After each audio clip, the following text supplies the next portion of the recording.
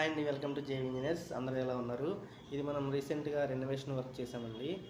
ఇది చూడండి, మెస్ అసలు చూస్తానికి చాలా బాగుంది, కానీ అది మెస్ మొత్తం పాడైపోయిందండి వాటర్ డ్యామేజ్ వల్ల.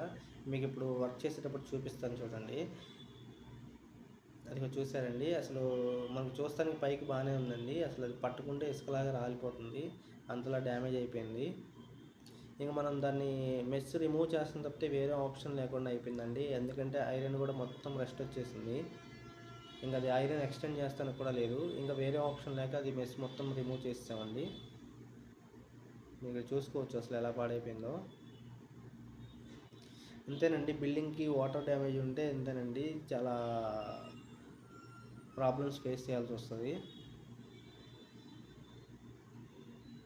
మనం ప్రాబ్లం తెలుసుకునే లోపే బిల్డింగ్ మొత్తం పాడైపోద్దండి. అందుకనే బిల్డింగ్ ఎప్పుడు వాటర్ డ్యామేజ్ అనేది లేకుండా చూసుకోవాలండి. అప్పుడే లైఫ్ స్పాన్ ఎక్కువ ఉంటుంది మనకి. మీకు ఇక్కడ చూపిస్తాను చూడండి, ఐరన్ ఎలా రెస్ట్ వచ్చేసిందో. అదిగోండి, అసలు మరి ఎక్స్టెండ్ చేస్తానికి లేకుండా అయిపోయింది. మీకు ఫ్రంట్ కూడా చూపిస్తాను చూడండి, వాటర్ ఎలా డ్రాప్స్ పడిపోయి వాల్ ఎలా అయిపోయిందో. ఈ వాల్ అంతా పాడైపోయిందండి వాటర్ డ్రాప్స్ పడటం వల్ల. సో అందుకే అండి, మనం బిల్డింగ్కి వాటర్ డ్యామేజ్ అవ్వకుండా చూసుకోవాలండి. అప్పుడే మనకి లైఫ్ స్పాన్ ఎక్కువ ఉంటుంది. థ్యాంక్ యూ అండి, థ్యాంక్ యూ ఫర్ వాచింగ్.